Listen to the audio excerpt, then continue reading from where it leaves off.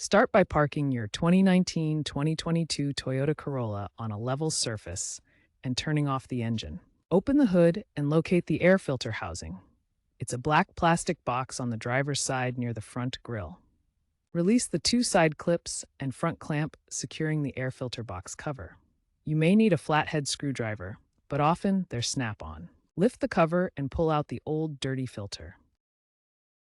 Inspect the box for debris and clean with a vacuum if needed. Note the filter's orientation before removing it.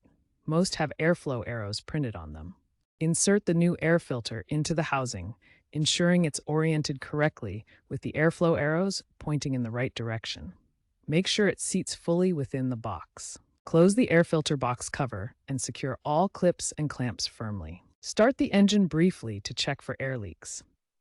Listen for any unusual whistling sounds that might indicate improper sealing. If your Corolla's dashboard shows a maintenance light, reset it according to your vehicle's manual. Regularly change the air filter every 15,000 to 30,000 miles, or 12 to 24 months, to maintain fuel efficiency and reduce emissions. Consider eco-friendly or performance filters for better filtration and longevity.